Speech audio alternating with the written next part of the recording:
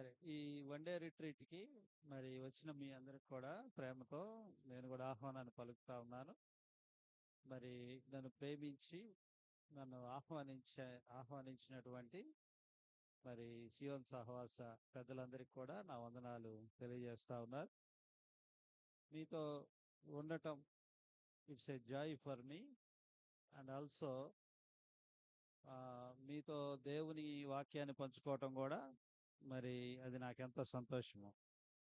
మంచి టాపిక్ మీరు పెట్టుకున్నారు. చాలా సంతోషం. ఆ టాపిక్ పేరేంటంటే ఏంటి ఆ టాపిక్? ట్రూ లవ్, నిజమైనటువంటి ప్రేమ. మరి ఈ రోజుల్లో యూత్‌కి అవసరమైంది కూడా ప్రేమే కదా! యూత్‌కి అవసరమైంది ప్రేమే. నన్నడిగితే ఉయ్యాల్లో పడుకున్న చిన్న పిల్లవాడి దగ్గర నుంచి రేపో మాపో చచ్చిపోయే ముసలివాడి వరకు కావాల్సింది ప్రేమే. కావాల్సింది ప్రేమే.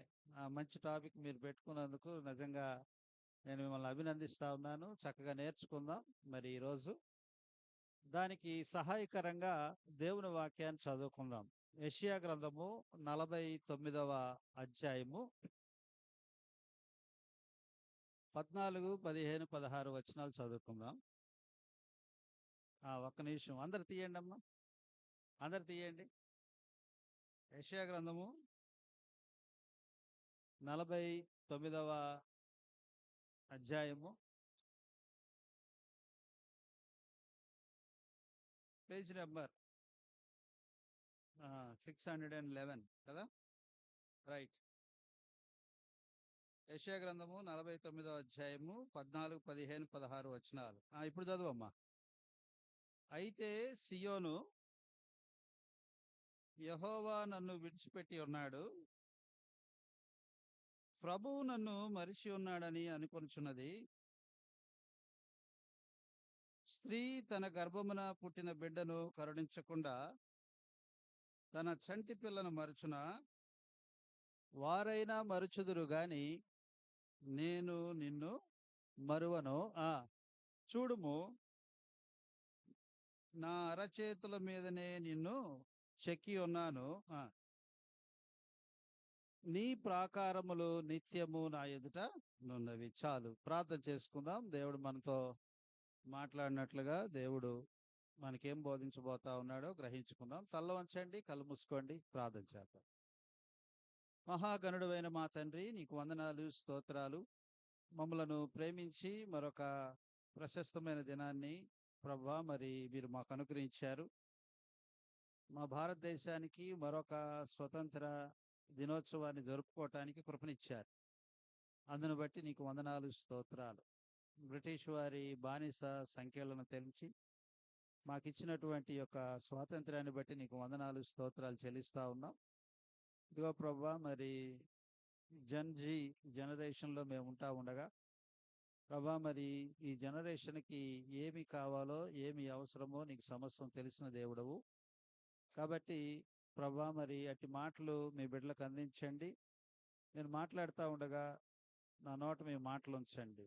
నేను ఎలాగైతే మైకును సాధనంగా వాడుకుంటా ఉన్నానో అలాగే మీరు నన్ను సాధనంగా వాడుకొని మీ మాటలు మాత్రమే అందించమని కనికరించి సహాయం చేయమని నన్ను ఈ సిలువ చోటను వరుగుపరిచి కృప చూపమని యేసు నామములో ప్రార్థిస్తున్నాం తండ్రి. ఆమేన్, ఆమేన్. రైట్, మంచిది. కొంచెం వాయిస్ పెంచండి. సరే, కొద్ది వాయిస్ పెంచండి. బేస్ తగ్గించి వాయిస్ పెంచండి. దేవుడు లక్షణాలలో ప్రాథమికమైనటువంటి లక్షణం ఏంటి అంటే ప్రేమ. ఏంటి చెప్పండి? ప్రేమ. నేను మీతో మాట్లాడబోయే ముందు నేను కూడా కొన్ని ప్రశ్నలు అడుగుతా మిమ్మల్ని. మీలో క్రిస్టియన్ బ్యాక్గ్రౌండ్ నుంచి వచ్చిన వాళ్ళు ఎవరు ఒకసారి చేస్తారా? క్రిస్టియన్ బ్యాక్గ్రౌండ్ నుంచి వచ్చిన వాళ్ళు చేతులు ఎత్తారా? Okay, right.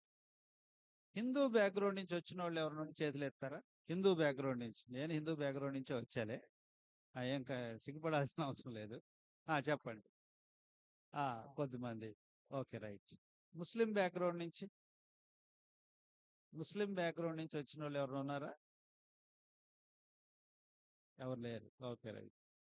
నాస్తిక బ్యాక్గ్రౌండ్ నుంచి వచ్చిన వాళ్ళు, నేను దేవుణ్ణి నమ్మను సార్ అనేవాళ్ళు ఎవరు ఉంటే చేయొచ్చు, తప్పేం లేదు. నేను ఒకప్పుడు దేవుణ్ణి నమ్మల, హిందూ బ్యాక్గ్రౌండ్లో పుట్టినా నాస్తికుడుగానే బ్రతికాను. ఎవరు లేరుగా?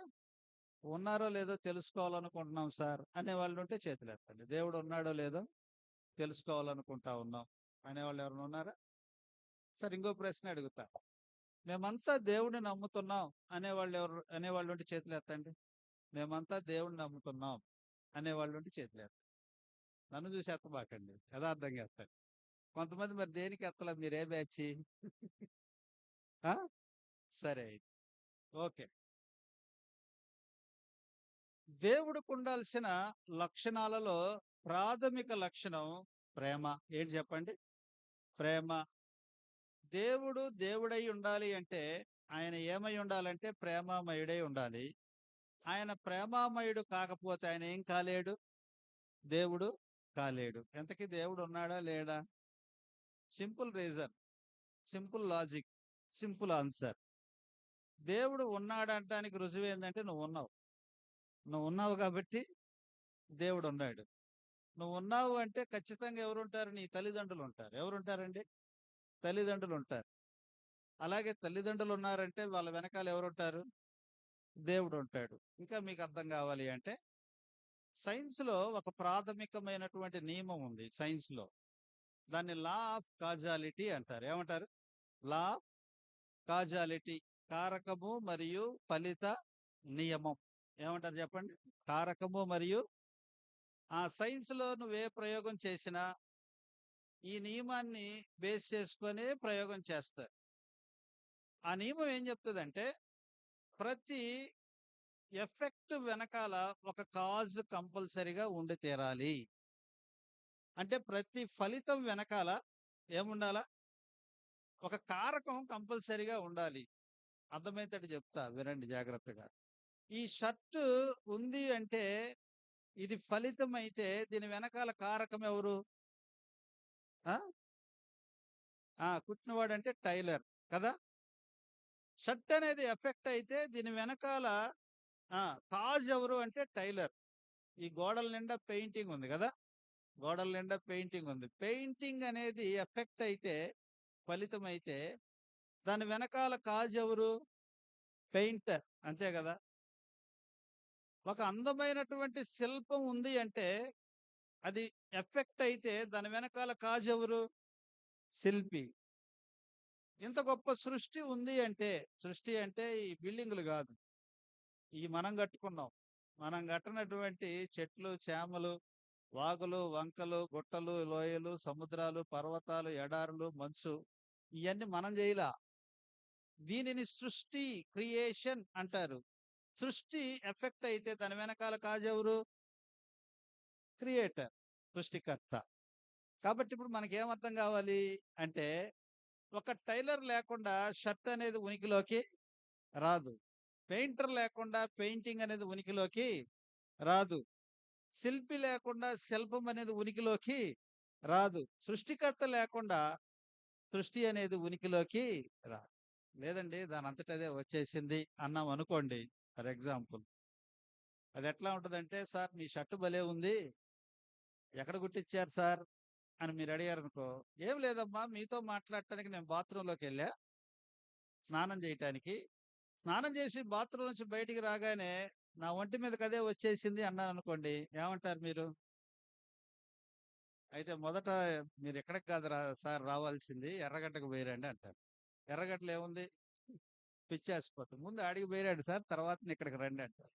ఏది దాని అంతట అదే ఉనికిలోకి రాదు. అర్థమవుతా ఉంది?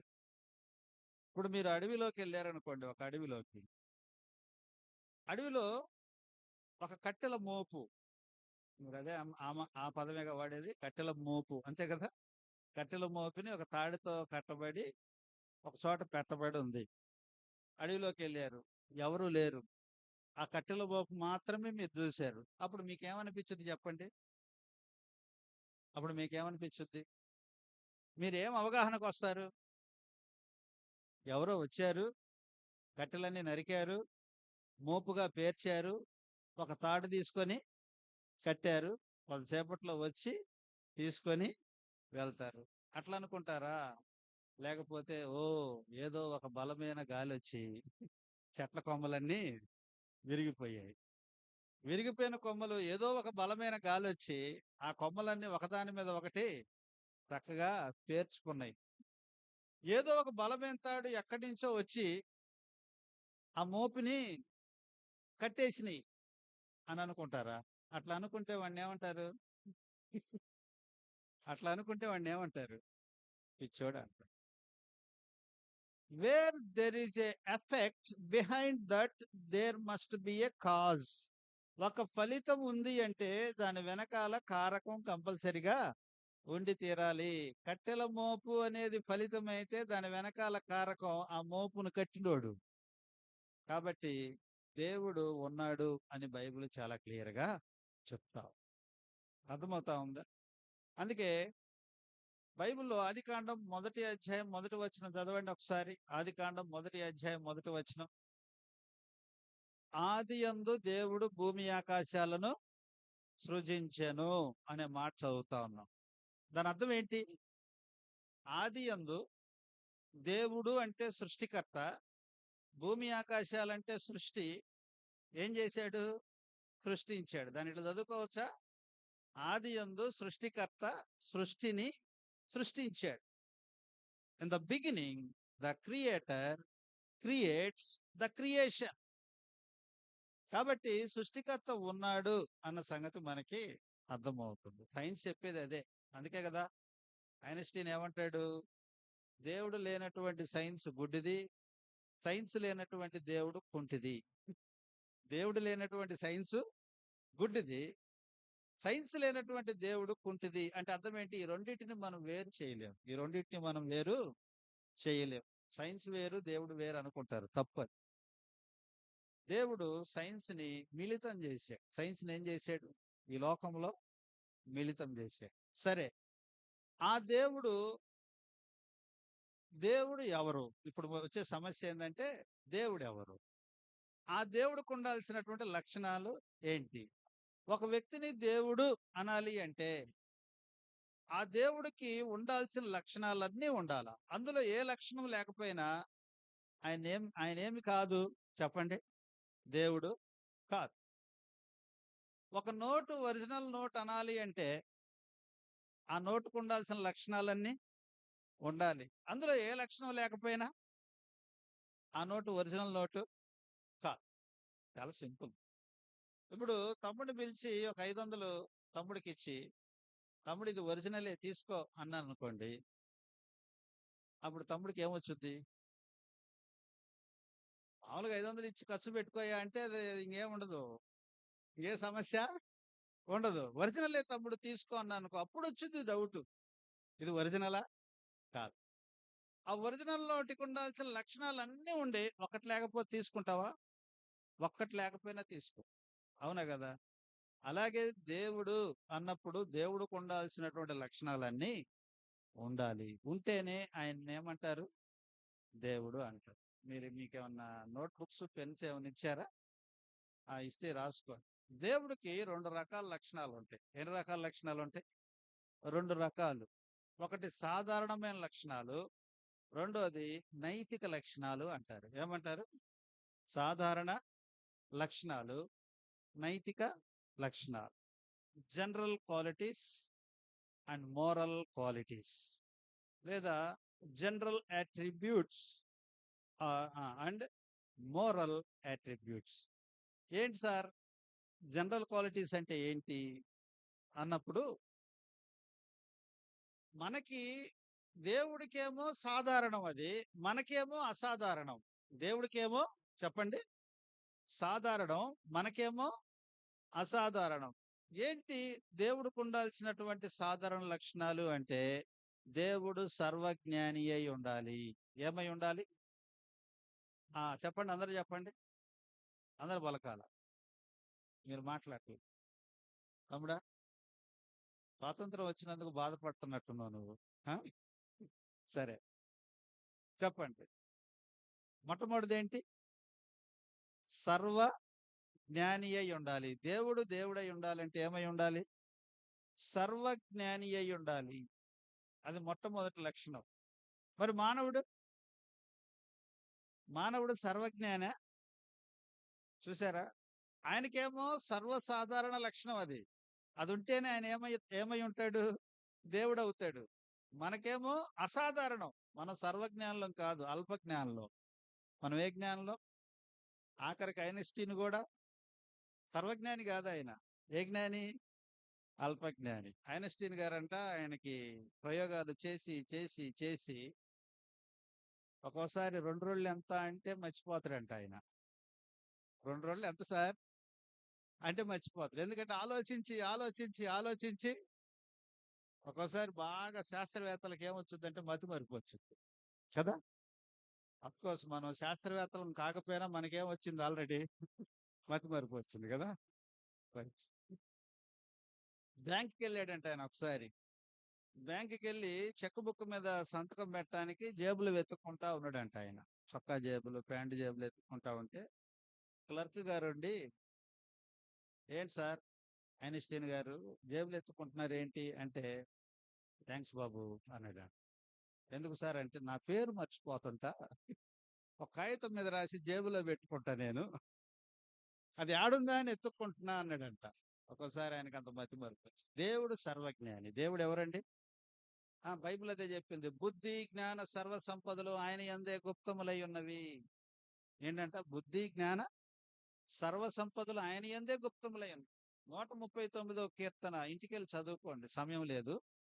139 కీర్తనలో అంటాడు, "దేవా నేను పడుకోవటం నీకు తెలుసు. నేను లేచుట నీకు తెలుసు. మాట నా నాలుకకు రాకమునుపే నా మాటను నువ్వు గ్రహించావు. తలంపు నువ్వు నా ఆలోచనకి రాకముందే నా ఆలోచనలు నువ్వు గ్రహించావు." దేవుడు దేవుడై ఉండాలి అంటే ఆయన ఏమై ఉండాలి? సర్వజ్ఞాని. రెండోది, ఆయన సర్వవ్యామి అయి ఉండాలి. ఏమై ఉండాలా? సర్వవ్యామి అంటే ఆమ్ని ప్రెజెంట్ అంటారు. సర్వజ్ఞాని అంటే ఆమ్నిషియంట్ అంటారు. ఆమ్ని ప్రెజెంట్ అంటే అర్థం ఏంటంటే ఒకే సమయంలో అన్ని చోట్ల ఉండగలిగిన వాడిని ఏమంటారు? సర్వవ్యామి అంటారు. ఏమంటారండి? సర్వవ్యామి.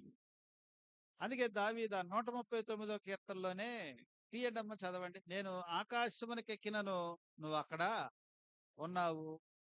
నేను పాతాళమందు పండుకొనినను నువ్వక్కడ ఉన్నావు. నేను వేకువ రెక్కలు కట్టుకొని సముద్ర దిగంతాలకు వెళ్ళినను అక్కడ నీ చెయ్యి నన్ను నడిపించును." అంటే ఆయనెవరు? "ఇందుగలడందు లేడని" సందేహంబు గలదు. ఎందెందు వెతికినా అందందే కలడు. ఆయనెవరు? సర్వవ్యామి. ఆయనెవరండి? సర్వవ్యామి. చాలా మంది తెలియక సర్వాంతర్యామి అంటారు. సర్వాంతర్యామి కాదాయన. సర్వవ్యామి. అర్థం చేసుకోండి. సర్వాంతరం అంటే అర్థం ఏంటి? సర్వాంతరం అంటే అర్థం ఏంటి? అన్నిటి లోపల. ఆంతరం అంటే లోపల. దేవుడు అన్నిటి లోపల ఉండడు. అంతటా ఉంటాడు. ఇంకా చెప్పాలంటే తాను సృష్టించిన వాటిలో తానుండడు. ఈ మైక్‌లో ఉంటాడా? ఉండడు. ఈ బల్లలో ఉంటాడా? పోడియంలో ఉండడు. ఆ స్తంభంలో ఉంటాడా? ఉండడు. అంతటా ఉంటాడు. సర్వవ్యామి. ఆయనెవరండి? సర్వవ్యామి. కానీ సర్వాంతర్యామి కా అది మనం అర్థం చేసుకోవాలి. మరి బ్రాందీ షాప్‌లో గూడా ఉంటాడా సార్? వచ్చే ప్రశ్న. బ్రాందీ షాప్‌లో ఉంటాడా? ఉంటాడు. కానీ తన ప్రెజెన్స్‌ని విత్‌డ్రా చేసుకుంటాడు. తన ప్రెజెన్స్‌ని ఏం చేసుకుంటాడాయన? విత్‌డ్రా చేసుకుంటాడు. అంతటా ఉంటాడు. అన్నిట్లో నా స్నేహితుడు ఒక అబ్బాయి ధ్యానం చేస్తుంటాడు. శ్రీను అతని పేరు. తనకి నాకదే వాదన. ఏంటా వాదన అంటే, "సూరి" అంటే క్లోజ్‌నెస్ మీద సూరి అంటాడన్నమాట. "సూరి దేవుడు అన్నిట్లో ఉంటాడు. పువ్వులో ఉంటాడు, వాటర్ బాటిల్‌లో ఉంటాడు, టేబుల్‌లో ఉంటాడు, కుర్చీలో ఉంటాడు, అన్నిట్లో ఉంటాడంటాడు. అన్నిట్లో ఉండడు, అంతటా ఉంటాడని నేనంటా.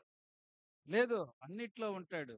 నేనొక ప్రశ్న అడుగుతా, జవాబు చెప్పగలవా అన్నా. ఏమనుకోబాకండి. నాకు నా ఫ్రెండ్‌కి జరిగిన వాదనలో చెప్పేస్తున్నా. అడిగేదంటే నువ్వేదైనా అడుగు నేను చెప్తాను. అన్నిట్లో ఉంటాడా? అన్నిట్లో ఉంటాడు. మరి దీంట్లో ఉంటాడా? అని అడిగాడు. ఏమనిపించింది మీకు? ఏంది ఇలాంటి ప్రశ్న అడిగాడేంటి సార్ అని అనిపించి ఉంటుంది. అతను చెప్పిన జవాబు వింటే నీకింకా ఆశ్చర్యం వేసింది. దాంట్లో కూడా ఉంటాడు. ఏమన్నాడు? దాంట్లో కూడా దేవుడు ఉంటాడు. అప్పుడు నేనన్నా, మరి నువ్వెందుకు నీ దేవుడిని వదిలిపెట్టటం? కడుపులోనే ఉంచుకోవచ్చుగా ఒక 10 రోజులు. ఆ! వారి మధ్య నేనుంటా. God is omnipresent. అర్థమవుతా ఉందా? ఇదిగో యుగ సమాప్తి వరకు సదాకాలము నేను మీతో కూడా ఉన్నాను.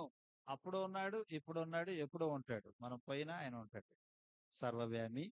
మూడోది నిత్యుడు. నిత్యుడు అంటే నిత్యము ఉండేవాడు. నిన్న పుట్టి ఈ రోజు గతించిపోయేవాడు కాదు. అందుకే శిష్యులకు ఒక మాట చెప్పాడు. మీరు సర్వలోకానికి వెళ్ళండి. సర్వ సృష్టికి సువార్త ప్రకటించండి. సమస్త జనులను నా శిష్యులుగా చేయండి. ఇదిగో యుగ సమాప్తి వరకు, రేపు ఈ లోకాన్ని నేను నాశనం చేసే వరకు సదాకాలం నేను మీతో కూడా ఉంటాను. నిత్యుడు. ఆయన ఎవరండి? నిత్యుడు. ఇద్దరు ముగ్గురు కూడుకొని ప్రార్థన చేస్తా ఉంటే వారి మధ్య ఉంటాడు. యుగ సమాప్తి వరకు సదాకాలం ఒంటరిగా ఉన్న నీతో కూడా ఆయన ఉంటాడు. ఎన్ని లక్షణాలు చెప్పా? దేవుడికి ఉండాల్సిన లక్షణాలు చెప్పండి. 3. సర్వజ్ఞాని, ఆ సర్వవ్యామి, నిత్యుడు, నిత్యము ఉండేటువంటి వాడు. అందుకనే నిర్గమాకాండము 3వ అధ్యాయం 14వ వచనం చూడండి ఒకసారి. నిర్గమాకాండం 3:14 చూడండి ఒకసారి. ఆ ఏమన్నాడండి? నేను ఉన్నవాడను. ఆ మోషే అడిగాడు, ప్రభువా, నువ్వు ఈజిప్ట్‌కి వెళ్ళమంటున్నావు. నీ ప్రజలు బానిసత్వంలో ఉన్నారు, విడిపించాలంటున్నావు. నేను వాళ్ళ దగ్గరికి వెళ్ళినప్పుడు నిన్ను ఎవరు పంపారు అంటే నీ పేరేం చెప్పాలి? అంటే ఆయన తన పేరు చెప్పుకున్నాడు. ఏమని చెప్పుకున్నాడు? ఆ అది చాలా జాగ్రత్తగా చదవాలి ఆ మాట. ఉన్నవాడు అనేది థిక్ లెటర్స్ లో ఉంది. ఉందా లేదా? అనువాడు అనేది ఆ ఆ మామూలు మామూలు అక్షరాలతో ఉంది కదా? థిక్ లెటర్స్ లో ఎందుకుందంటే ఆయన ఏమనబడేవాడు అంటే ఏమనబడేవాడు? ఉన్నవాడు. వాస్తవానికి దేవుడికి ఏ పేరు లేదు. దేవుడికి ఏ పేరు లేదు. ప్రపంచంలో నేను ఒక్కడే ఉంటే, వింటున్నారా జాగ్రత్తగా? ప్రపంచంలో నేను ఒక్కడే ఉంటే నాకు ఏ పేరు ఉంటది? చెప్పాలా? ఆలోచన చేయండి. ప్రపంచంలో నేను ఒక్కడే ఉంటే నాకు ఏ పేరు ఉంటది? దేవుడా? చెప్పండి. మనిషి అంటారు. ఏమంటారు? చెప్పండి. ఏమంటారు? మనిషి. మరి మనందరికి ఎందుకు తలా ఒక పేరు అవసరమైంది? చెప్పాలి.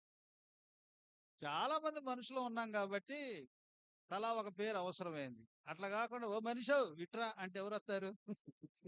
ఎవరొత్తారు చెప్పండి?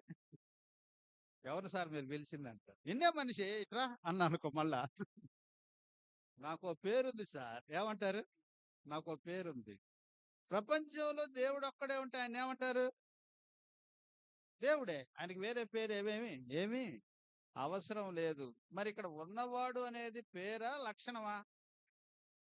చెప్పాలా? లక్షణమా? పేరా? ఆయన లక్షణం చెప్పాడాడ. నేనా? నేను ఉన్నవాడిని. నేను ఉన్నవాడను. ఏమనబడేవాడిని అంటే ఉన్నవాడని అనబడేవాడిని. నేనేమనబడేవాడిని? సూర్యచంద్ర అనబడేవాడిని. అర్థమవుతుందా? దేవుడికున్న లక్షణం అది. ఉన్నవాడు ఎప్పటినుంచున్నావు ప్రభువా? అది నాకు వర్తించదు. అది నాకు వర్తించదు. అందుకేనన్నాడు ఆల్ఫయు నేనే, ఒమేగయు నేనే, వర్తమాన భూత భవిష్యత్ కాలంలో ఉండువాడను నేనే. అర్థమవుతా ఉందా? ఆదియు నేనే, అంతము నేనే అని చెప్పుకున్నాడు. దేవుడికి ఉండాల్సిన లక్షణాల్లో మరొక లక్షణం నిత్యుడు. నిత్యము ఉండేటువంటి వాడు. అర్థమవుతా ఉందా? ఇంగ్లీష్‌లో బాగుంది ఆ మాట. I am that I am అన్నాడు. I am that I am అంటే నేనేదో నేనదే. దానర్థం అది. ఇంకో చోట ఏముందంటే I am who I am. నేనెవరినో నేను ఆయన్నే. టోటల్‌గా నువ్వెవరివై నేను ఉన్నోడిని. ఎప్పటినుంచున్నావు అది నాకు వర్తించదు. మనం నిన్న పుట్టాం. ఈరోజు బ్రతుకుతున్నాం, రేపు చనిపోతాం. బహుశా ఇట్లా అనుకుంటా, ఈరోజు స్వతంత్రాన్ని చూసాం, దినోత్సవాన్ని చూసాం. నెక్స్ట్ స్వతంత్ర దినోత్సవానికి ఈడ ఎంతమంది ఉంటారో, ఎంతమంది ఉండరో ఎవరు చెప్పలేరు. మన జీవితాలు నీటి మీద బుడగ వంటివి. ఎంతలో కనబడి అంతలో మాయమైపోయే ఆవిరి వంటివి. మనం ఎంతకాలం ఉంటామో ఎవరు చెప్పలేరు. దేవుడు నిత్యుడు. ఆయనకి సాధారణం, మనకేమో అసాధారణం. ఎన్ని లక్షణాలు అయిపోయినాయి చెప్పడమ్మా? సర్వ జ్ఞాని, ఆమ్నిషియంట్. రెండోది సర్వవ్యామి, సర్వవ్యామి, ఆమ్ని ప్రెజెంట్, నిత్యము ఉండేటువంటి వాడు. మరొక లక్షణం చెప్తా, సర్వశక్తిమంతుడై ఉండాలి. ఏమై ఉండాలా? సర్వశక్తిమంతుడై ఉండాలి. నేను ఒక ప్రశ్న అడుగుతా, చెప్పండి. ఆమ్ని పొటెంట్ అంటారు ఇంగ్లీష్ లో. దేవుడు దేవుడై ఉండాలి అంటే సర్వశక్తిమంతుడై ఉండాలి. సర్వశక్తిమంతుడు అన్నప్పుడు ఎంతమంది ఉంటారు చెప్పండి? సర్వశక్తిమంతుడు అన్నప్పుడు ఎంతమంది ఉంటారు? ఒక్కడుంటేనే ఆయన ఏమంటారు? ఇద్దరుంటే అనకూడదుగా మాట. సర్వశక్తిమంతులు అనలేము, 1/2 శక్తిమంతులు అనాలి. అర్థమవుతా ఉందా? మన హోటల్కి వెళ్ళి 1/2 చాయ్ ఇస్తావా అంటాం. అట్లా అయిపోవాలి. ముగ్గురుంటే 1/3 శక్తిమంతులు. ముక్కోటి ఉంటే 1/3. మా పురాణాలు, మేము హిందూ బ్యాక్గ్రౌండ్ నుంచి వచ్చాం కాబట్టి, వాడు చదువుకున్నాం కాబట్టి చెప్తా ఉన్నా. మా పురాణాల ప్రకారం 33 కోట్ల 33 లక్షల 33,333 అంతమంది దేవీ దేవతలు మాకున్నారు. చెప్పండి. 33 కోట్ల 33 లక్షల 33,333 మంది దేవీ దేవతలు. దయచేసి ఒక 300 మంది పేర్లు చెప్పండి సార్ అని అడగబాకండి, మాకు తెలియదు. ఎప్పటి నుంచి చెబుతున్నారు? మా ముత్తాతల కాలం నాటి నుంచి చెప్తారు. మరి వాళ్ళకి పెళ్లిళ్ళు అయ్యి పిల్లలు పుడితే 3 తరాలు గడిచిపోతే ఇప్పుడు కనీసం 99 కోట్ల 99 లక్షల 99,999 మంది అన్న ఉండాలి. అర్థమవుతా ఉంది. చాలా మంది ఇట్లాంటి మీటింగ్లప్పుడు కొంతమంది యవనస్తులు వచ్చి నన్ను అడుగుతా ఉంటారు, సార్ అసలు ఎవరు దేవుడు? ఎంతమందిలో అసలు ఎవరు దేవుడు అంటే నేను ఒకటే చెప్తా, అయ్యా ఇప్పుడు మనకున్నటువంటి 33 ముక్కోటి దేవతలు, అది పలకటం కష్టమని ముక్కోటి దేవతలు అంటాం మేము. ముక్కోటి దేవతలు ఉన్నారు. కొత్త దేవుళ్ళు దేవతలు అనబడుతున్న వాళ్ళు కూడా మనకి వస్తున్నారు. రావట్లేదా? కొత్త దేవీ దేవతలు అనబడుతున్న వాళ్ళు కూడా వస్తా ఉన్నారు సమాజంలో. అయితే వీళ్ళందరినీ ఒక ఫ్రేమ్ లో పెట్టుకోవాలి మనం. ఏ ఫ్రేమ్ లో పెట్టుకోవాలంటే, దేవుడికి ఉండాల్సిన లక్షణాలు ఉన్నాయా? అది ఎంతమందిని రావచ్చు, 3 రావచ్చు, లేదంటే 100 కోట్లు రావచ్చు, ఎంతమందిని రావచ్చు. ఎంతమంది వచ్చినా కూడా దేవుడికి ఉండాల్సిన లక్షణాలు వీరికి ఉన్నాయా? ఉంటే మనం ఎవరినైనా పూజించవచ్చు, తప్పేమి లేదు. అందులో ఏ లక్షణం లేకపోయినా ఏం చేయాలా? పూజించకూడదు, అంతే కదా. దేవుడు ఒక నోటు ఒరిజినల్, ఒక నోటు దగ్గరే నువ్వు ఇది ఒరిజినల్ అన్నప్పుడు 100 సార్లు పరీక్షిస్తావే, అవునా కదా? మార్కెట్కి వెళ్ళి ఒక డ్రెస్ కొనుక్కోవాలంటే 100 చూస్తావే. మరి దేవుడి కాడ ఎందుకు మనం ఆలోచించం? ఆలోచించాలి, ఆలోచించాలి. అర్థమవుతా ఉంది. మన ఇండియన్స్ యొక్క మైండ్ చాలా నేరో మైండ్. నేరో మైండ్ అంటే, నేరో అంటే అర్థం ఏంటి చెప్పండి? నేరో అని ఏమంటారు తెలుగులో? ఇరుకు మనసు, సంకుచితమైనటువంటి మనసు. దేవుణ్ణి కూడా మనం ఏం చేసామంటే వర్గాలకు విభజించాం. మనం వర్గాలకు విభజించుకున్నాం. మేమేమో దేవుడు తలలో నుంచి మేము వచ్చామని ఒక వర్గం, భుజాల నుంచి వచ్చామని మరొక వర్గం, తొడల నుంచి వచ్చామని మరొక వర్గం, పాదాల నుంచి వచ్చారని మరొక వర్గం, మనం విభజించుకున్నాం. అంతే కదా. దేవుణ్ణి కూడా ఏం చేసాం? వర్గాలుగా విభజించేసాం. అది పెద్ద సమస్య. ఏంటి సార్? ఏ వర్గాలుగా విభజించాం మనం అంటే ఏమంటారండి? గ్రామ దేవత అంటాం. ఏమంటాం మనం? మా గ్రామ దేవత. అంటే దేవుడు ఒక గ్రామానికేనా పరిమితమయ్యేది? దేవుడు అన్నప్పుడు, సృష్టికర్త అన్నప్పుడు ఆయన సర్వలోకాన్ని సృజించినోడు గాదా? ఒక గ్రామానికేనా? పక్క గ్రామం పోతే ఆ దేవత తెలియదా? ఇంకొంచెం తగ్గించామండోయ్! కుల దేవత అన్నాం. ఏమన్నాం? గ్రామం గూడా గాదు ఇప్పుడు. కులానికి దేవతను పరిమితం చేసి పడేశాం. అంటే దేవుళ్ళో గూడా కులాలుంటాయా? దేవుళ్ళో గూడా విభేదాలుంటాయా? ఇంకొంచెం తగ్గించామండోయ్! ఇల దేవత అన్నాం. ఏమన్నాం? ఇల దేవత అంటే ఇంటి దేవుడు. ఇంటి దేవుడు. నేను కొంతకాలం వైజాగ్ ప్రాంతంలో ఉన్నా. అక్కడ విజయనగరం, తగరపు వలస ప్రాంతాలకెళ్ళినప్పుడు ప్రతి ఇంటి ముందు ఒక చిన్న గది ఉంటది. ఏంటి ఆ గది అంటే మా ఇంటి దేవత. మరి ఇంటి దేవత పేరేంటి? తెలీదు. దేవుడిని అలాగేం చేశామంటే మన మనసుకు తగ్గట్టుగా కుదించి పడేశాం. గ్రామదేవత, ఆ! కులదేవత, ఇంటి దేవత. మనం కుదించినంత మాత్రాన దేవుడు తన యొక్క విలువను తగ్గించుకుంటాడా? తగ్గించుకోడుగా. కాబట్టి మనం ఏం చేయాలంటే మనము దేవీ దేవతలు అనబడుతున్నటువంటి వారందరినీ ఒరిజినలా కాదా అని చూసుకోవాల్సిన బాధ్యత మనది. అందుకే బైబిల్ మనకేం చెప్తా ఉందంటే, బైబిల్ మనకు చెబుతా ఉన్న విషయం ఏంటి అంటే, మీకు శక్తియు, ఇంద్రియ నిగ్రహము గల ఆత్మనే ఇచ్చినాను గాని, పిరికితనం గల ఆత్మనివ్వలేదు. పిరికితనం గల ఆత్మ అంటే, అమ్మో! ఈ చెట్టుకు మొక్కపోతే ఏమవుద్దో? అమ్మో! ఈ పుట్టకు మొక్కపోతే ఏమవుద్దో? అని ఆలోచించే పిరికితనం గల ఆత్మనివ్వల. ఏది సత్యమో, ఏది అసత్యమో గ్రహించుకోగలిగినటువంటి ధైర్యము గల ఆత్మనిచ్చానంటాడు. కాబట్టి మనం ఏం చేయాలి అంటే, యేసు ప్రభువును కూడా ఈ ఫ్రేమ్‌లో పెట్టుకోండి. ముక్కోటి దేవతలను కూడా ఈ ఫ్రేమ్‌లో పెట్టుకోండి. ఏ ఫ్రేమ్‌లో పెట్టుకోవాలా? అసలు దేవుడికి ఉండాల్సిన లక్షణాలన్నీ ఈయనకున్నయా? ఎవరికుంటే వాళ్ళే దేవుడు. చాలా సింపుల్‌గా చెప్పాలంటే ఆ! ఎవరికుంటే వాళ్ళే దేవుడు. నేను ఒక ఐదో కుటుంబంలో పుట్టి, యేసు ప్రభువుని ఎందుకు నమ్ముకున్నానంటే, దేవుడికుండాల్సిన లక్షణాలన్నీ యేసు ప్రభువులో ఉన్నాయి గాబట్టి, ఆయన దేవుడని నేను నమ్మా. మీరు ఇక్కడ కూర్చున్నోళ్ళు, ఇదిగోండి సార్ ఈయన గూడా ఉన్నాడు.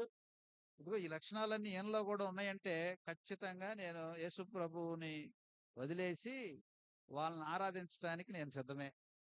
నాకేం మొహమాటమేమి లేదు. హిందుత్వంలో నుంచి క్రైస్తవత్వంలోకొచ్చినోడిని. క్రైస్తవత్వంలో నుంచి ఇంకొక దాంట్లోకి రావటం నాకు పెద్ద సమస్యేమీ కాదు.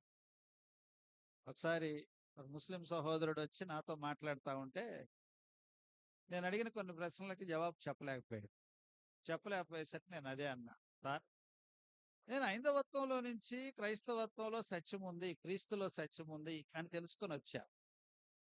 ఒకవేళ మీరు చెప్పే దాంట్లోనే క్రీస్తులో కంటే గొప్ప సత్యముంటే, క్రీస్తునొదిలేసి మీ దాంట్లోకి రావటం నాకు పెద్ద సమస్యేమీ కాదు. దేవుడు నాకేమిచ్చాడంటే శక్తియు, ఇంద్రియ నిగ్రహం గల ఆత్మనే ఇచ్చినాడు గాని, పిరికితనం గల ఆత్మను ఇవ్వలేదు.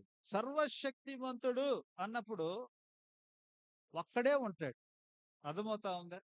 కొంతమంది ఏమంటారంటే, నేను ఈ దేవుడు, ఆ దేవుడు అని నమ్మను సార్. ఈ దేవుడు, ఆ దేవుడని నమ్మను. కొంతమంది జీసస్ అంటారు, కొంతమంది అల్లా అంటారు, కొంతమంది రాముడు అంటారు, కొంతమంది కృష్ణుడు అంటారు. నేను వీళ్ళని ఎవరు నమ్మను గాని అల్టిమేట్‌గా సూపర్ న్యాచురల్ పవర్ అనేది ఒకటుందని నమ్ముతా ఉంటా అంటాడు. నేనంటాను గాడ్ అనేవాడు సూపర్ న్యాచురల్ పవర్ అయి ఉండకూడదు. పర్సన్ అయి ఉండాలి. ఏమై ఉండాలా? పర్సన్ అయి ఉండాలి. ఎందుకు? ఎందుకు సార్ పవర్ అయి ఉంటే సరిపోదా? అంటే సాలదు. పర్సన్ ఎందుకు అవ్వాలి? చెప్తా. పవర్‌కి జ్ఞానం ఉండదు. పర్సన్‌కే ఏముంటది? జ్ఞానం ఉంటది. దేవుడు సర్వజ్ఞాని గదా! సర్వజ్ఞాని పవర్‌కి ఏముండదు అంటే జ్ఞానం ఉండదు. పర్సన్‌కి మాత్రం ఏముంటది? జ్ఞానం ఉంటది. ఎట్లా సార్ అంటే, ఇప్పుడు ఈ లైట్లు, ఈ ఫ్యాన్లు, ఈ మైకు పనిచేస్తుందంటే దేనివల్ల? చెప్పండి? ఆ! కరెంటు. దాన్ని తెలుగులో ఏమంటారమ్మా?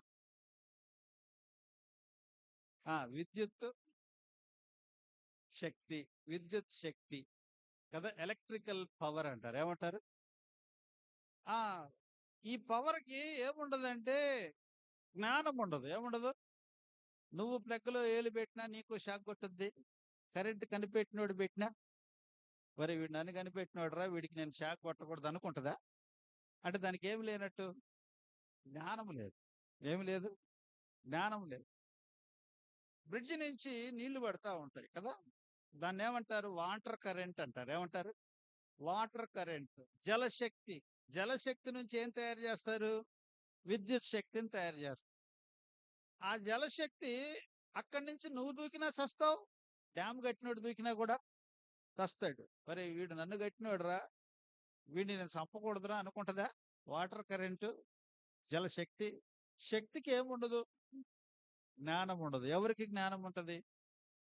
పర్సన్‌కి, వ్యక్తికి జ్ఞానం ఉంటది. కాబట్టి దేవుడు ఏమై ఉండాలి అంటే సర్వశక్తిమంతుడై ఉండాలి. సర్వశక్తి గాదు. అర్థమవుతా ఉందా? అది. కాబట్టి ఆదికాండము 19:1 చదవండి ఒకసారి. ఆదికాండము 19:1. ఆ! క్షమించండి. 17:1 చదవమ్మా. 17:1. 9, 9 కాదురా. 99 ఏళ్ల వాడై ఆ! అబ్రహాముకి 99 ఏళ్ళప్పుడు యెహోవా ఆయనకి ప్రత్యక్షమై ఏమన్నాడు? నేను సర్వశక్తి గల ఇప్పుడు చెప్పండి దేవుడికి ఉన్న లక్షణం ఏంటి? సర్వశక్తిమంతుడు. అబ్రహాం అప్పటికే 99 సంవత్సరాలు. పిల్లలు లేరు. సెంచరీ కొట్టడానికి రెడీగా ఉన్నాడు. ఇక ఈ 99 ఏళ్ళప్పుడు నాకు సంతానం కలుగుద్దా? దేవుడేదో పిచ్చి మాట చెబుతున్నాడు గాని అనుకున్నాడాయన. దేవుడన్నాడు, "నేను సర్వశక్తి గల దేవుడను. నాకు అసాధ్యమైంది ఏది?" అబ్రహాము 100వ సంవత్సరం అప్పుడు ఇస్సాకునిచ్చాడు. ఎవరినిచ్చాడండి? ఇస్సాకు. అప్పుడు శారమ్మకి 90 సంవత్సరాలు. ఇస్సాకుని కన్నప్పుడు శారమ్మకి ఎంత వయసు? 90. ఇస్సాకు నుంచి ఆ! యాకోబొచ్చాడు. యాకోబు నుంచి 12 మందొచ్చారు. 12 మందిలో యూదా గోత్రం ఒకటి.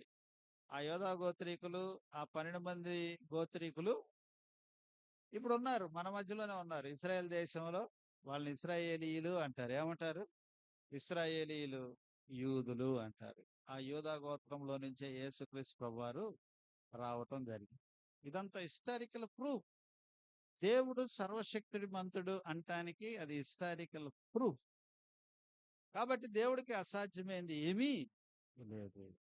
దేవుడికి అసాధ్యమైంది ఏమీ లేదు. కాబట్టి చెప్పండి దేవుడికి ఉండాల్సిన లక్షణం ఏంటి చెప్పండి? సర్వ శక్తిమంతుడు. ఎన్ని లక్షణాలు చెప్పానమ్మా? ఆ! 4 చెప్పాను కదా! ఏమేంటి ఒకసారి చెప్తారా? అందరూ పలుకుతారా? Very good. సర్వజ్ఞాని, సర్వవ్యామి,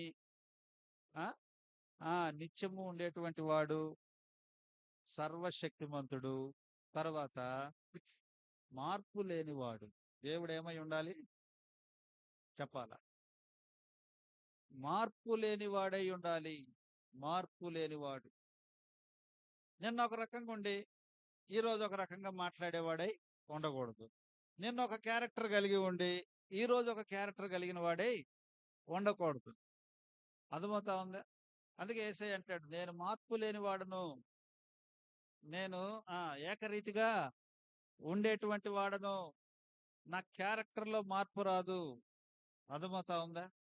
తర్వాత మరొక క్వాలిటీ పరిశుద్ధుడు. దేవుడెవరండి? పరిశుద్ధుడు. చూస్తారా? యెషయా గ్రంథము 6వ అధ్యాయం 3వ వచనం చదవండి. యెషయా 6:3.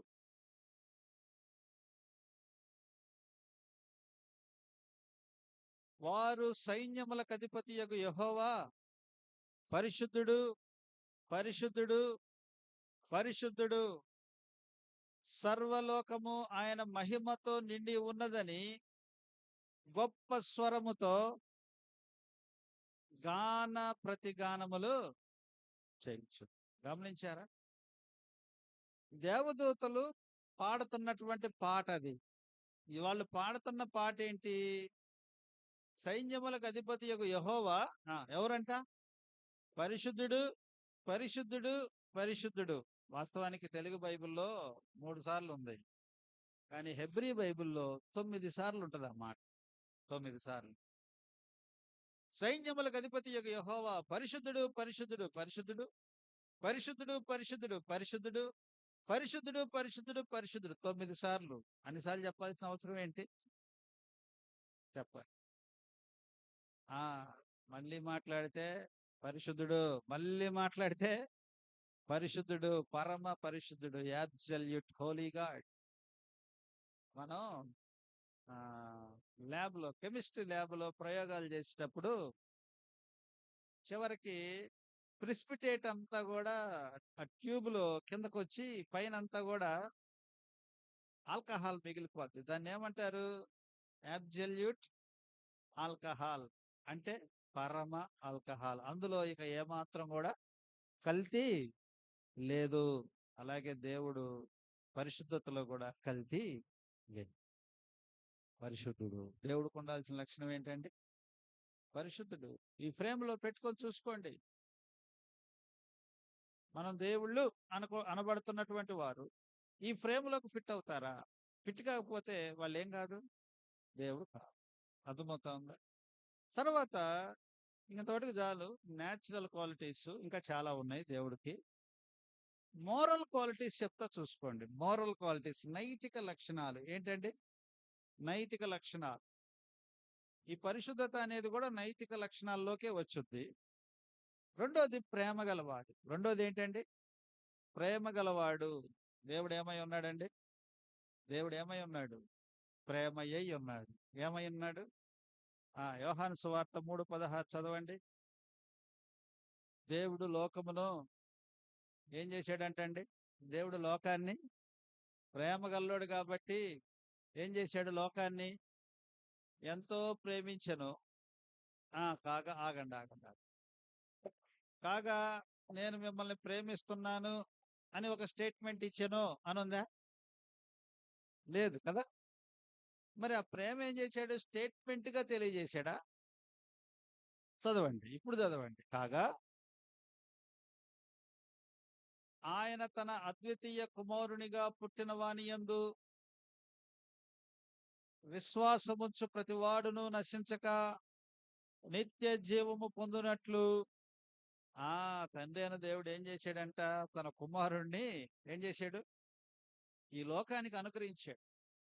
ఇంకా చెప్పాలంటే సిలువకు అనుగ్రహించాడు. దేవుడు ప్రేమించి, ఓ నా ప్రజలారా, ఎలక్షన్లప్పుడు నాయకులొచ్చి మాట్లాడే మాటలు కదా! ఓ నా ప్రజలారా, అసలు మీకోసమే నా ప్రయాసంతా. మీకోసం అహర్నిశలు కష్టపడతా ఉన్నా. ఈసారి గనక నన్ను ఎలక్షన్‌లో గెలిపిస్తే ఇక కంటికి కనపడితే అడగండి అనే బ్యాచ్ కాదాయన. ప్రేమించి ఏం చేశాడు? నువ్వు నేను పాపంలో బ్రతుకుతా ఉంటే, పాపంలో జీవిస్తా ఉంటే, పాపంలోనే మరణించి నరకానికెళ్తా ఉంటే, ఆ నరకానికెళ్ళటం ఇష్టం లేక తండ్రైన దేవుడు తన కుమారుణ్ణి నీ కొరకు, నా కొరకు ఈ లోకానికి పంపాడు. ఎందుకు పంపాడు? అనుగ్రహించెను అనే మాటుంది. దేనికి అనుగ్రహించెను? సిలువకప్పగించెను.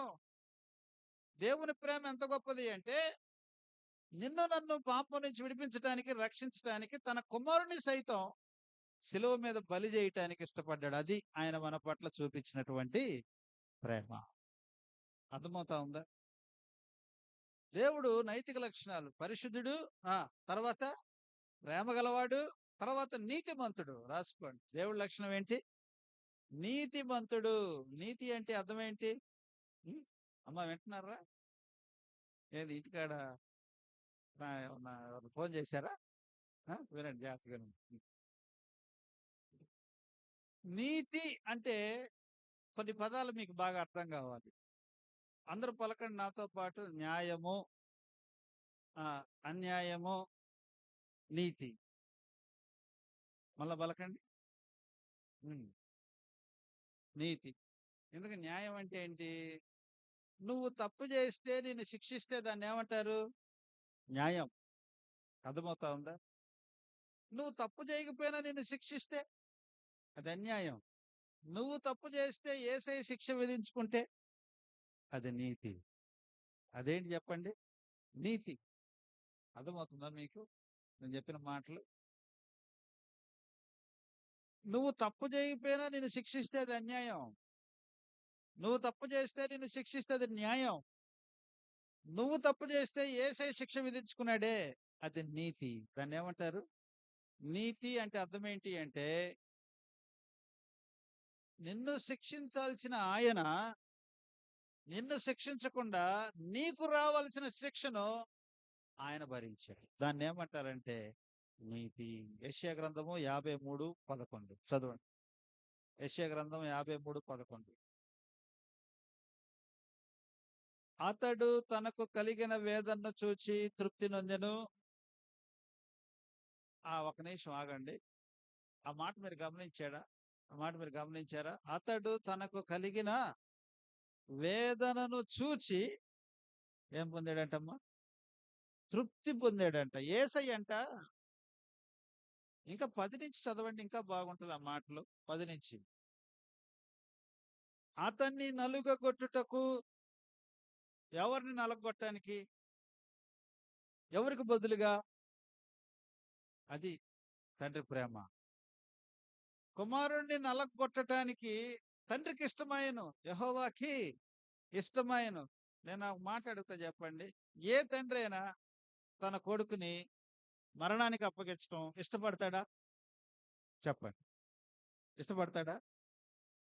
ఏ తండ్రి అయినా తన కుమారుడిని కొట్టించడానికి ఇష్టపడతాడా? ఏ తండ్రి ఇష్టపడ్డ? అవసరమైతే తండ్రి తన ప్రాణాన్ని ఇస్తాడు. తండ్రి తన ప్రాణాన్ని ఇస్తాడు. కానీ తండ్రి అయిన దేవుడు నీ ప్రాణాన్ని, నా ప్రాణాన్ని రక్షించటానికి, నిన్ను నన్ను నరకానికి పోకుండా తప్పించటానికి ఏం చేశాడంటే ఆయన తన కుమారుణ్ణి సిలువ మీద నలగొట్టాడు. అది దేవుడు మన పట్ల చూపించినటువంటి ప్రేమ. ఇంకా చదువమ్మా. ఆయన అతనికి వ్యాధి కలగజేసును.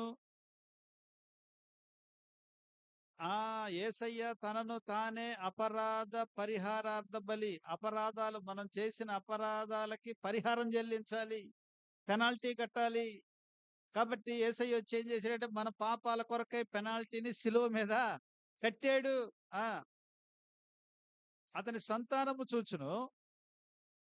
అతడు దీర్ఘాయుష్మంతుడగును. అంటే అర్థం ఏంటంటే అతని సంతానం చూసినట్టు మనమే. దీర్ఘాయుష్మంతుడగునంటే అర్థం ఏంటంటే అతను మరణాన్ని పొందుతాడు మన కొరకు.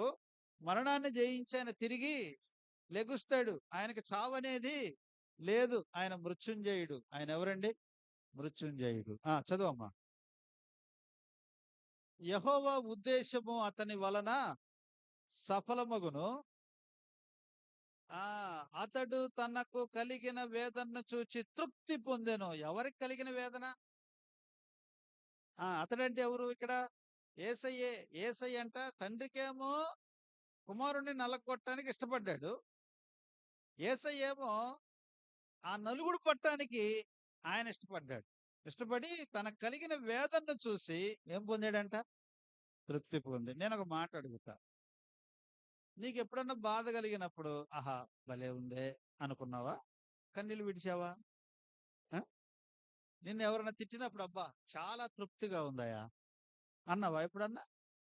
నిన్ను ఎవరైనా ఒక మాట అన్నప్పుడు, నీ హృదయాన్ని గాయపరిచినప్పుడు బా చాలా సంతోషంగా ఉంది.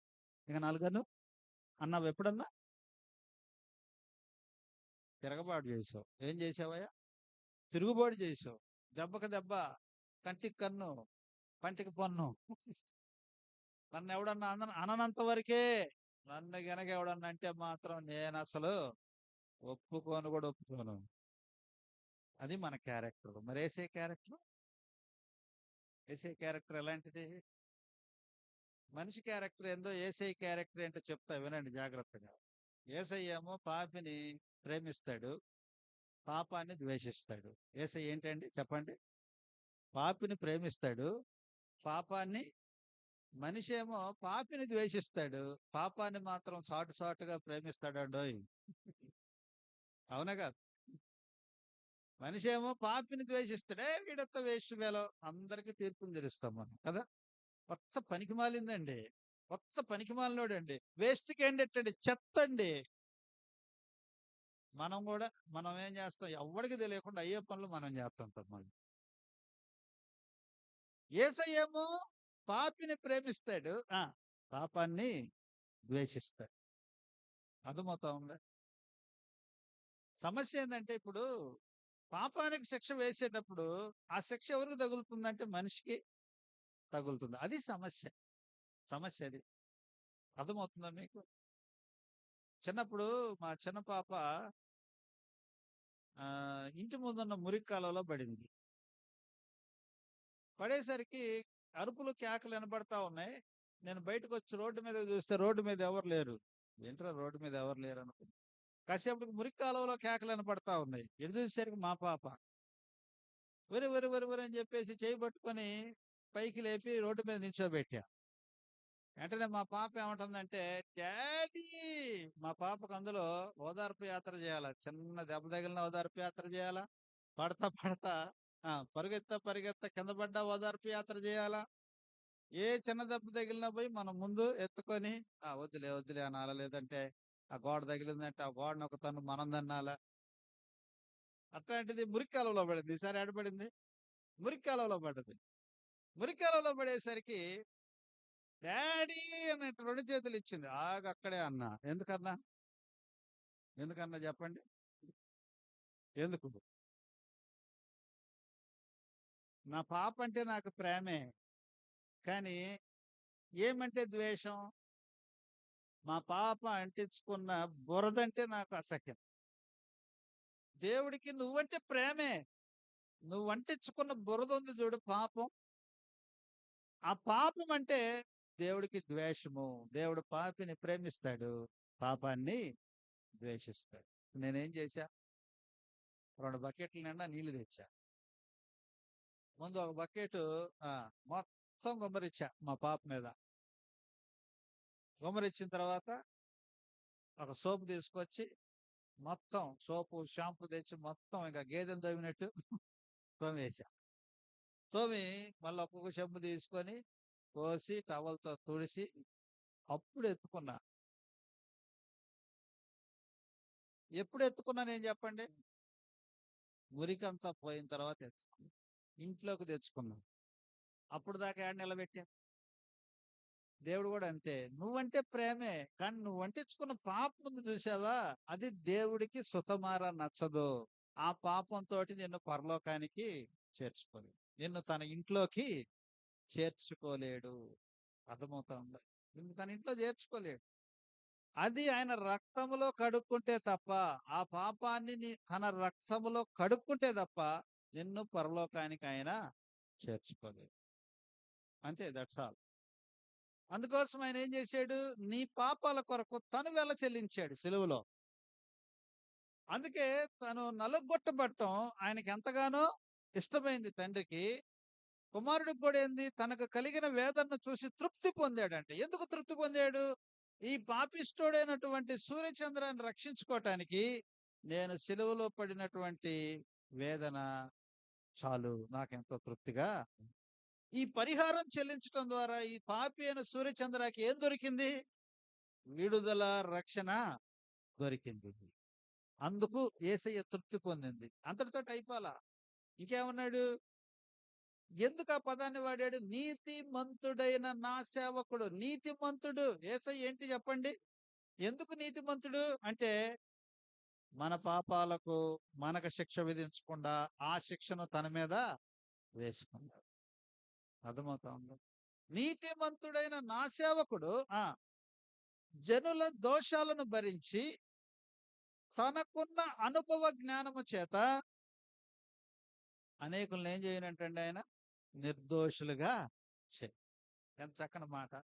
నాకు భలే ఆశ్చర్యం అనిపించింది. ఏంటంటే, యేసయ్య నీతిమంతుడైన నా సేవకుడు అంటే తండ్రైన దేవుడు కుమారుడిని అక్కడ సేవకుడుగా పిలుస్తున్నాడు. ఎందుకంటే మన కొరకు ఆయన ఈ లోకానికి సేవ చేయటానికే వచ్చాడు. ఆ సేవలో భాగంగా సిలువలో మరణించటానికి వచ్చాడు. నీతిమంతుడైన నా సేవకుడు తనకున్న అనుభవ జ్ఞానం చేత, తనకున్నటువంటి ఎక్స్‌పీరియన్స్ అంతా వాడాడంట. దేనికి వాడాడు? తనకున్న అనుభవ జ్ఞానము చేత చదవమ్మా.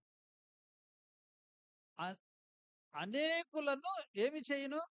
నిర్దోషులుగా చేయును. ఎంత మంచి మాట అది. తనకున్న అనుభవ జ్ఞానమంతా వాడి అనేకుల్ని ఏం చేశాడంటే దోషులుగా చేశాడా? ఎలా చేశాడయ్యా? నిర్దోషులుగా చేశాడు. ఏమి చేస్తే ఈ పాపిష్టోడు పరిశుద్ధుడవుతాడు? ఏమి చేస్తే ఈ పాపిష్టిది పరిశుద్ధురాలు అవుతుందని ఆలోచించి, ఆలోచించి తన యొక్క అనుభవ జ్ఞానాన్నంతా వాడి ఆ! ఈ పాపిష్టోడి కోసం, పాపిష్టి దాని కోసం సిలువలో నేను ప్రాణం పెడితే పాపిష్టోడు, పాపిష్టిది పరిశుద్ధుడు, పరిశుద్ధురాలు అవుతది. పాపాలు క్షమించబడి పరలోకానికి చేర. అందుకే తనకున్న అనుభవ జ్ఞానమంతా వాడి ఏం చేశాడంట? అనేకులను నిర్దోషులుగా చేసి. నేనొక మాట అడుగుతా చెప్పండి. నీకు నాకున్న అనుభవ జ్ఞానాన్నంతా వాడి ఏం చేస్తాం? నిర్దోషిని గూడా దోషిగా నిరూపించడానికి ప్రయత్నం చేస్తాం. అది యేసయ్యకి మనకున్న తేడా. ఇదిగో ఆ అమ్మాయి అట్ట, ఇదిగో వీడిట్ట, వాడట్ట, చివరికి నేనిట్ట. వాడి గురించి, ఈడి గురించి చెడుగా చెప్పుకోవటమే తప్ప, మనలో ఉన్న చెడును చూసుకున్నది ఎప్పుడు? ఇప్పుడొకటే. దేవుడు చాలా లక్షణాలున్నాయి. దేవుడికి చాలా లక్షణాలు. మీకు అవసరమైనవి నేను చెప్తా ఉన్నా. దేవుడు మన పట్ల ఆయన చూపినటువంటి ప్రేమ గొప్పది. చెప్పండి. పరిశుద్ధత గొప్పది. నీతి కూడా చాలా గొప్పది. వాస్తవం చెప్పాలంటే దేవుని పరిశుద్ధత ఏమో పాపిని శిక్షించు అంటది. దేవుడి పరిశుద్ధత ఏమంటదయ్యా? అంతేగా? దేవుడు పరిశుద్ధుడైతే పాపాన్ని ఏం చేయాలి ఖచ్చితంగా? శిక్షించాల్సిందే. దేవుని ప్రేమ ఏమంటదంటే పాపిని రక్షించు అంటది. ఈ రెండిటికి ఒకదానికొకటి పడదు. అర్థమవుతా ఉందా? కృపా సత్యాలు ముద్దు పెట్టుకుని అంటాడు. దేవుని కృపేమో పాపిని రక్షించు. దేవుని సత్యమేమో పాపిని శిక్షించు. ఒకటేమో తూర్పు వైపుకు పోతే, ఒకటేమో పడమర వైపుకు పోతా ఉంటది. మరి ఈ 2 ఎట్లా కలుస్తాయి? ఎట్లా కలుస్తాయి? చెప్పండి. కృప, సత్యము కలవు వాస్తవానికి. యేసయ్య ఎలా వచ్చాడంటే ఈ లోకానికి యోహాను సువార్త 1:14 చదవండి ముగించుకుందాం. యోహాను 1:14. ఆ వాక్యము శరీరధారి అయి కృప, సత్య సంపూర్ణుడిగా ఆ వాక్యమై ఉన్న దేవుడు ఫస్ట్‌లో ఏమన్నారు మనోళ్ళు? ఓంకారం ఉంది అన్నారు. శబ్దం. ఓంకారం అంటే అర్థం ఏంటి? శబ్దం. బైబిల్ చెబుతుంది కూడా అదే. ఆయన వాక్యమై ఉన్న దేవుడు. శబ్దమై ఉన్నటువంటి దేవుడు. ఓంలో 3 పదాలు కలుస్తాయంట. అకారము, ఉకారము, మకారము. అంటే అర్థం ఏంటి తెలుసా? అకారం అంటే ఆది నుంచి ఉన్నవాడు. ఏంటి? ఉకారం అంటే ఉన్నవాడు. మకారం అంటే మరణాన్ని జయించినటువంటి వాడు. యేసు ప్రభువారు మన పాపాల కొరకు సిలువలో ప్రాయశ్చిత్తం చేసి మూడో దినాన ఆయన మరణాన్ని జయించి తిరిగి లేచాడు. రక్షకుడికి ఉండాల్సిన లక్షణాల్లో ఒక లక్షణం. మధ్యాహ్నం చెప్పుకున్నాం వాటి గురించి.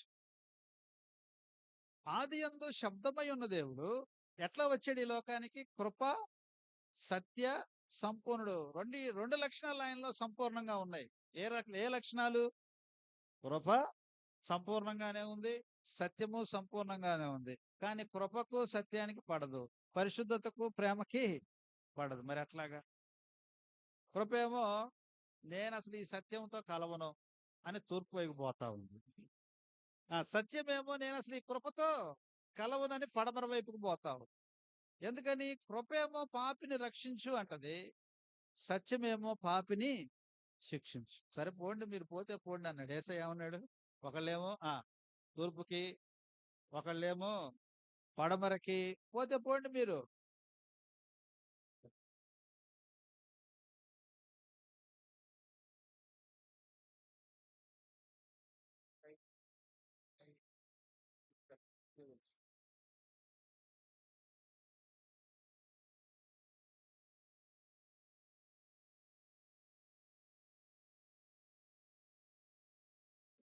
సరే పోండి అన్నాడు దేవుడు.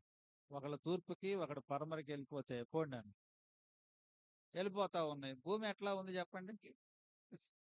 భూమి ఎలా ఉంది?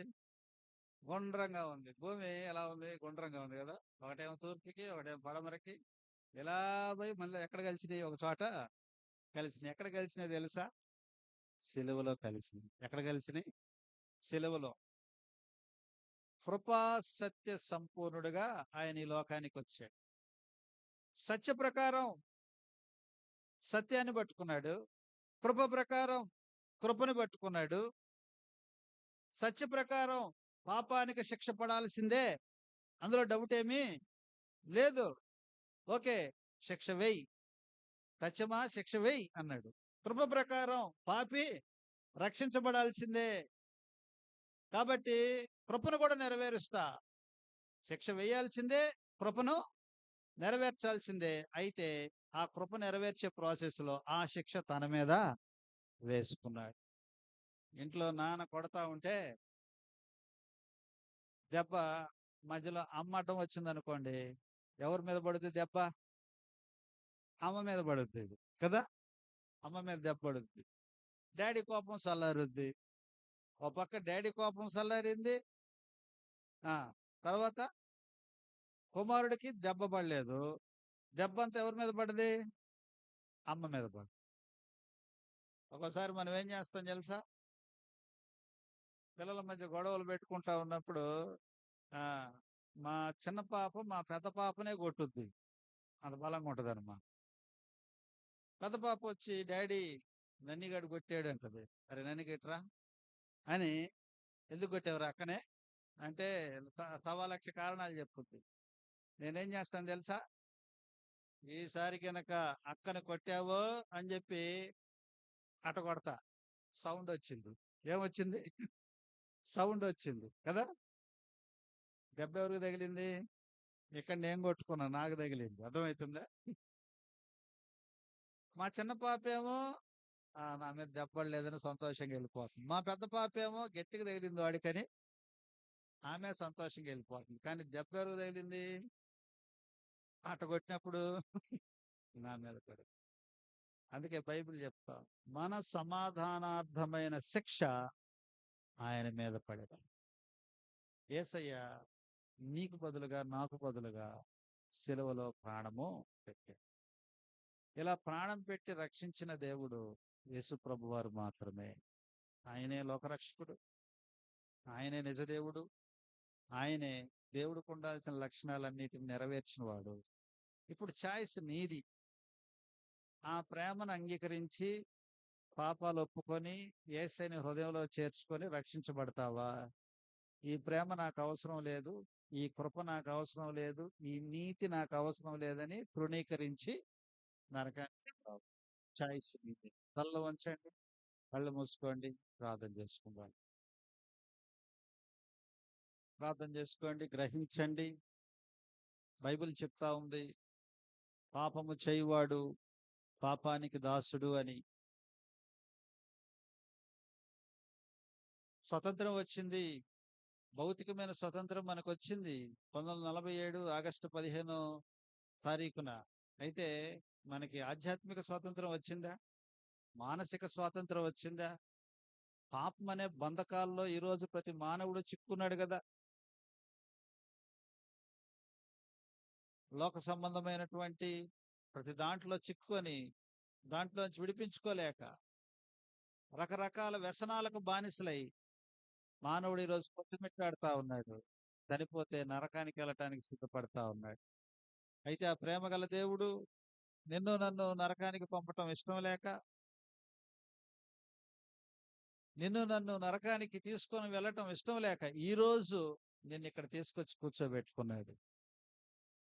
ఆ నీతి నీకు అర్థమైతే, యేసు ప్రభువారు నీ కోసం సిలువలో చేసినటువంటి ఆ త్యాగం అర్థమైనట్లయితే, ఆయన ఈ రోజు నీ రక్షకుడిగా అంగీకరించు. నువ్వు తనని నీ హృదయంలోకి చేర్చుకో. ఆయన నిన్ను రక్షించుటకు, ఆయన నిన్ను పరలోకానికి చేర్చుకొనుటకు, నిన్ను నిర్దోషిగా చేయటానికి, నీతిమంతుడిగా చేయటానికి ఆయన సిలువలో చేసిన త్యాగాన్ని అంగీకరించి ఆ సిలువ త్యాగమును గుర్తించి సిలువలో ఆయన కార్చిన రక్తం యొక్క విలువను ఎరిగి ఆయన నీ హృదయంలో చేర్చుకో. ఆయన నిన్ను రక్షించడానికి సిద్ధంగా ఉన్నాడు. ఎవరైతే యేసు ప్రభు వారికి మీ హృదయం ఇవ్వటానికి సిద్ధపడి ఉన్నారో వారు మీ యొక్క కుడి హస్తాన్ని ఏసైకి చూపిస్తారా? నేను మీకోసం ప్రార్థన చేస్తా. థ్యాంక్ యూ చెల్లి, మే గాడ్ బ్లెస్ యూ. తల్లెత్తొద్దు. థ్యాంక్ యూ తమ్ముళ్ళు, దేవుని దీవించిన గాడ్. ఇంకెవరైనా ఉన్నారా? Thank you, may God bless you. Yesu ప్రభు వారు ఇచ్చినటువంటి ఈ నీతి, థ్యాంక్ యూ తమ్ముడు, దేవుడిని దీవించిన గాడ్. ఇంకెవరు ఉన్నారా? థ్యాంక్ యూ చెల్లి. హృదయాలను కట్టపరచుకోవద్దు. యేసు ప్రభు వారు నీ కోసం చెలువలో చేసిన త్యాగాన్ని తృణీకరించి ఆ విలువైన బహుమానం పరలోక రాజ్యాన్ని పోగొట్టుకోవద్దు. ఇంకెవరైనా ఉంటే మీ కుడి హస్తాన్ని ఎత్తి యేసయ్యకి చూపించండి. నేను మీ కొరకు ప్రార్థన చేస్తా. ఎవరైతే అలా చేతులు ఎత్తారో మీరున్న చోటనే అట్లానే లేచి నిలబడండి. కళ్ళు మూసుకొని, ఎవరు కళ్ళు తెరవద్దు. కళ్ళు మూసుకొని మీరున్న చోటనే చేతులు ఎత్తిన తమ్ముళ్ళు చెల్లెళ్ళు మీరున్న చోట లేచి నిలబడతారా? దయచేసి చేతులెత్తిన ప్రతి తమ్ముడు చెల్లి మీరున్న చోటనే లేచి నిలబడండి. నేను మీకోసం ప్రార్థన చేస్తాను. Thank you. ఇంకెవరైనా ఉన్నారా? ప్రార్థన చేద్దాం. నేను మీతో చెప్పే ప్రార్థన మీరు కూడా బిగ్గరగా చెప్పండి. సిగ్గుపడకుండా బిగ్గరగా. మరి నేను మీతో చెప్పే ప్రార్థన మీరు కూడా యేసయ్యకి చెప్పండి. ప్రేమగల యేసు, కృపగల దేవా, నీకే వందనాలు, స్తోత్రాలు చెల్లిస్తా ఉన్నాను. నీవు ప్రేమగల దేవుడువని, పరిశుద్ధుడువని, నీతిమంతుడువని, నా కొరకు సిలువలో త్యాగము చేశావని, నాకు బదులుగా మరణించి తిరిగి లేచావని నేను గ్రహిస్తా ఉన్నా. యేసయ్య, నీ సిలువ రక్తంలో నా ప్రతి పాపాన్ని కడిగి నన్ను నీ బిడ్డగా చేసుకోండి. నా హృదయంలోకి రండి.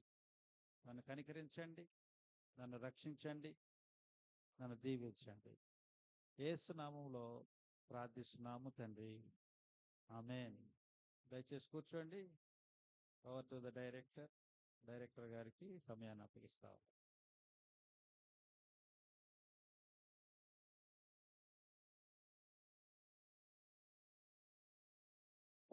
థ్యాంక్స్ అన్న. సియోను సహవాసం తరపు నుంచి సహోదరులైన సూర్యచంద్రానికి మరి ఒకసారి వందనాలు తెలియజేస్తున్నాం. ఇప్పుడు మనం ఒక స్మాల్ టీ బ్రేక్కి వెళ్తాం. ఇక్కడే మనకి back side snacks cum tea break ఉంది. ఎవరైనా వాష్రూమ్స్ కానీ ఏమైనా యూజ్ చేసుకోవాలనుకుంటే చేసుకొని ఒక 5 minutesలో మోస్ట్లీ మ్యాక్సిమం ఇక్కడికే వస్తాయి, మీ దగ్గరికే వస్తాయి. ఎవరైనా జస్ట్ ఒకసారి లేచి కూర్చునేలాగా రిలాక్స్ అవ్వాలంటే రిలాక్స్ అవ్వచ్చు.